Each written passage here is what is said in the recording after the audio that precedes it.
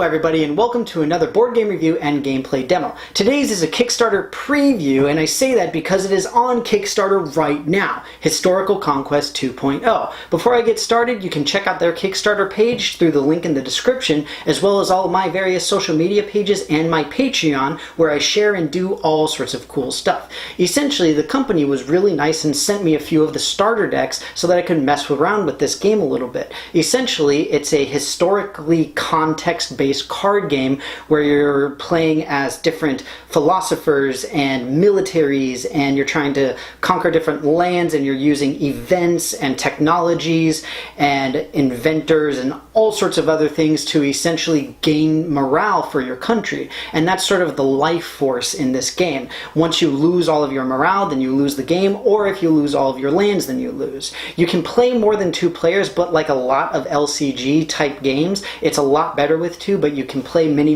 more, just as long as you have enough cards. But without further ado, we're going to get right on ahead into what this game is similar to.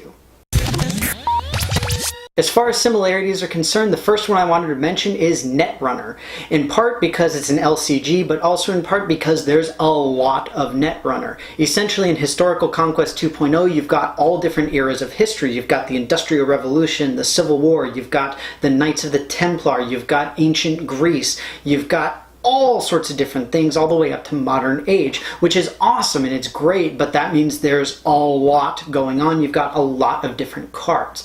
And so Netrunner has sort of become the same way, where beyond the core you've got a whole lot of things going on. The other thing I wanted to mention for similarity is essentially collectively knowledge-based games. So we've got things even on my shelf. We've got the new science, we've got evolution, we've got pathogenesis, cytosis, a game that I helped develop. All sorts of great things that essentially teach you as you're playing. In Historical Conquest 2.0, you've got essentially little historical blurbs for each card about what was important about the land, or the person, or the invention, or the technology, or why they did it, or what they did, and all sorts of cool stuff like that. It's really incredible, and again, we're talking about literally hundreds of cards. There is a lot to learn from this game, and it's absolutely incredible because as you're playing, then you can read the little blurbs on them and you can learn a lot. But that said, we're going to get right on to my little demo for how to play Historical Conquest.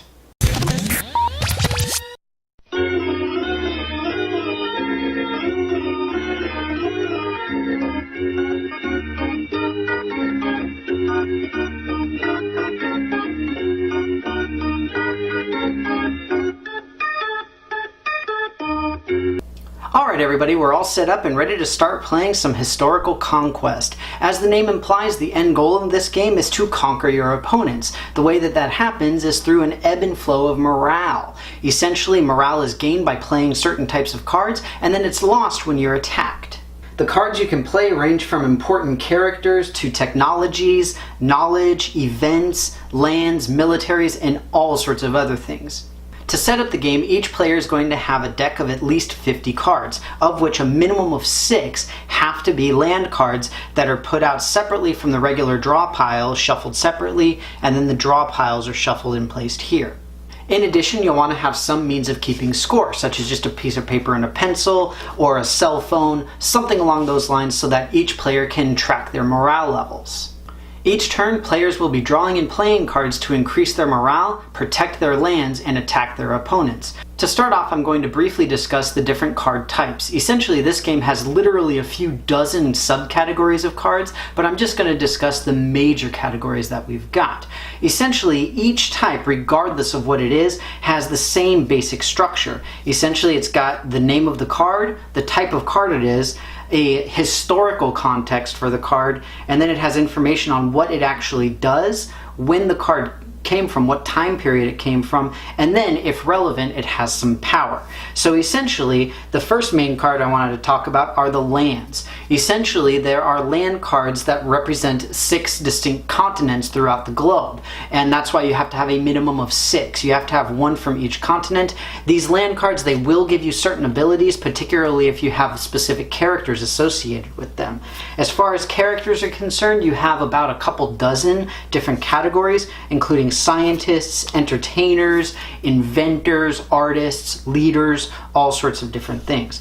As part of the characters, you have special cards that are called the Armies. Essentially, character cards, as you're playing through this game, will be played on top of the lands to essentially protect them. That's where most of your power is going to be, and just like most trading card or living card games, whatever they happen to be, we've got power on the left side, and on the right side we've got the defense of the card.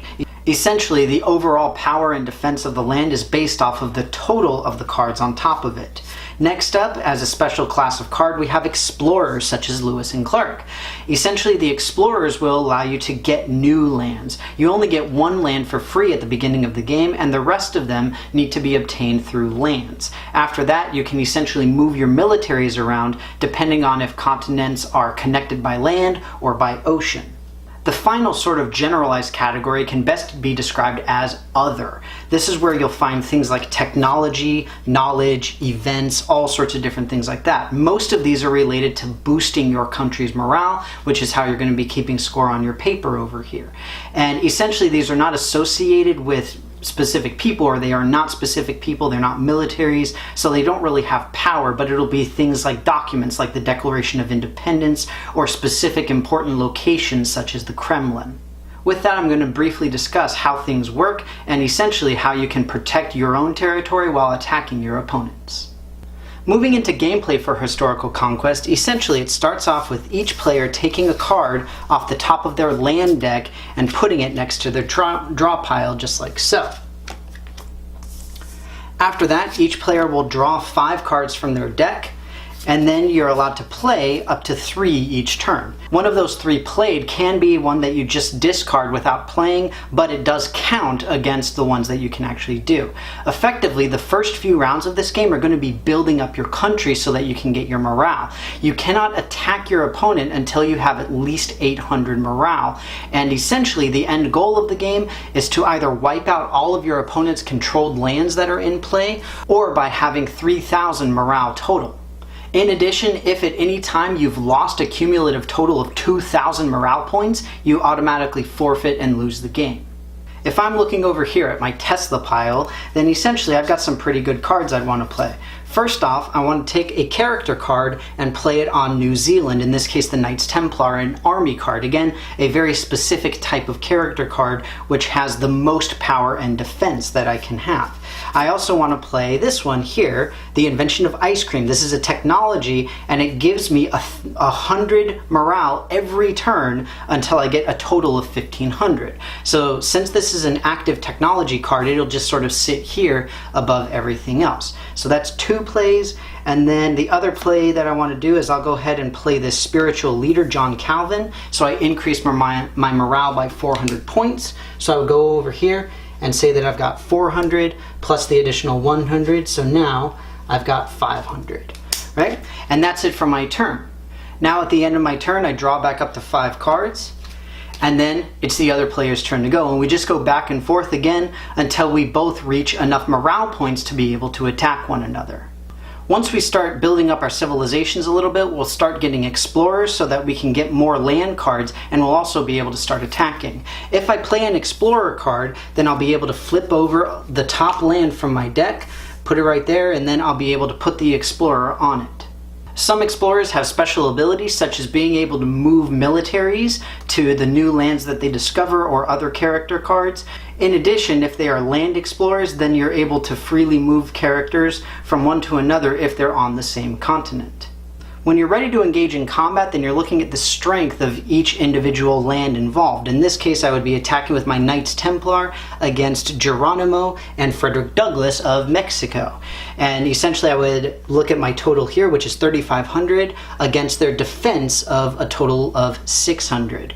Now you get 2 attacks at the end of your turn, which are not included in your 3 regular actions. So essentially I would attack once, and then my opponent would choose one of the 2 cards to get rid of, and then they would lose 100 morale points as well. I can attack again, and I would get rid of the second card, and now Mexico is unoccupied, so essentially I can conquer it.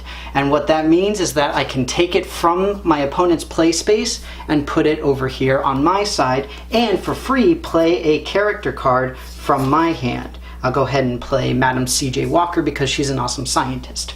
And essentially, I put it sideways like that because it's not the card that belongs with this deck, it belongs to my opponent, so I want to make sure that things don't get mixed up. But essentially, now that that's happened, I've won the game.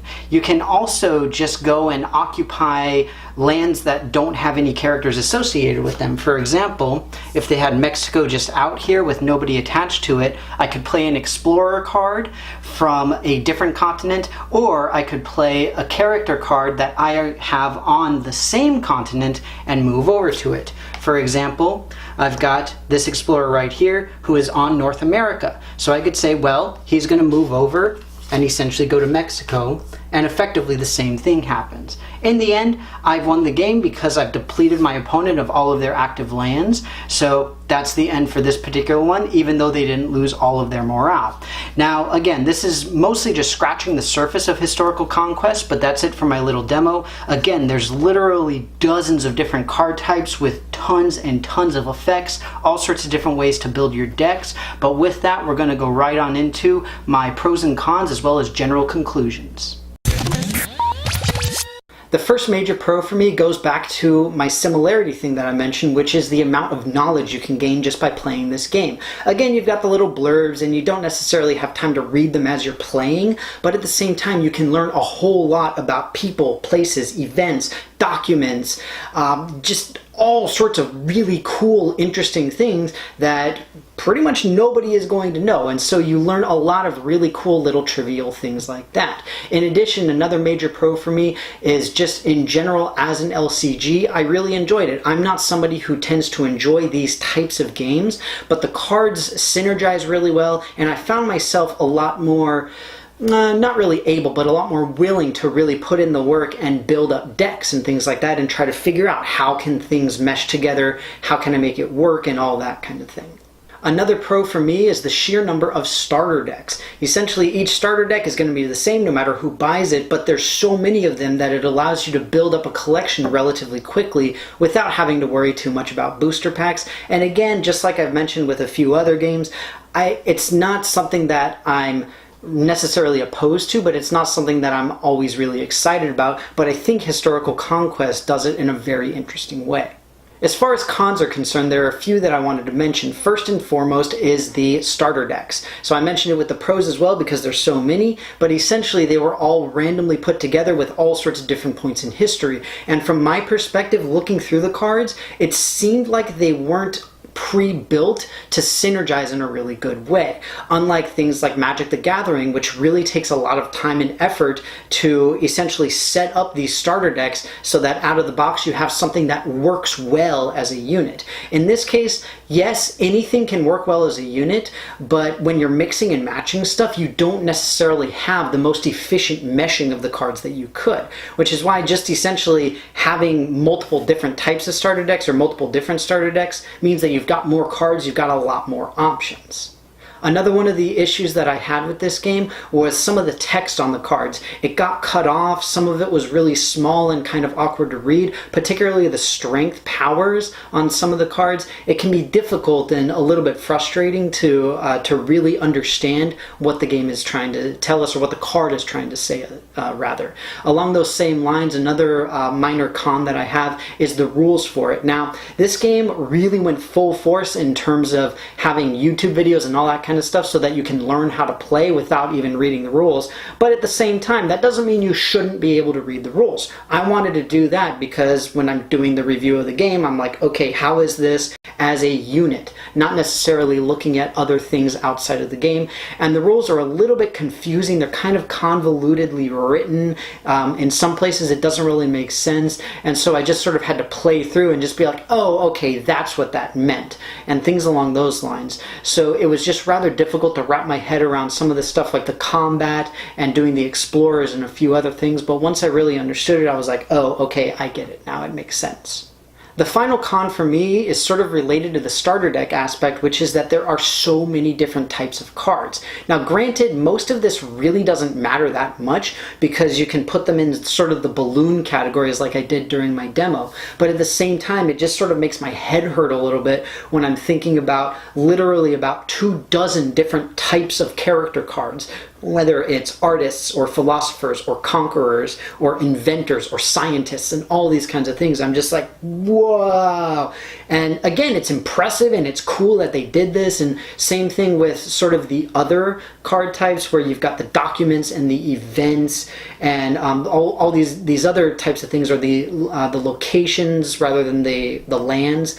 It's just sort of like, there's so much going on, and it can be difficult to really differentiate what you can play and when you can play it, unless you just sort of look at, does it have a strength power, and that sort of gives you a better idea of it. But once you get used to it, then it becomes much, much easier, and it becomes a lot more natural, essentially, just like with many, many card games of this style. It's something that you need to get used to because this is a relatively unique one. Overall, I really enjoy Historical Conquest. I think it's a fun game that allows you to learn a great deal. It does take a little bit of getting used to, even for somebody who's been used to LCGs, which again, I'm personally not, but I've played with people who do love LCGs, and you can get into it. It is fun, it is unique, it is different. You've got a lot of quirky, cool little powers and synergies that you can get with all the different card types, and it becomes very, very impressive very, very quickly. Overall, especially if you're an LCG fan, certainly give it a look and try it out, and if not, maybe wait to see if a friend has the first edition, because again, this is 2.0, just so that you can try it out at first to see if it's for you. But with that, thank you so much for watching, and I will see you next time.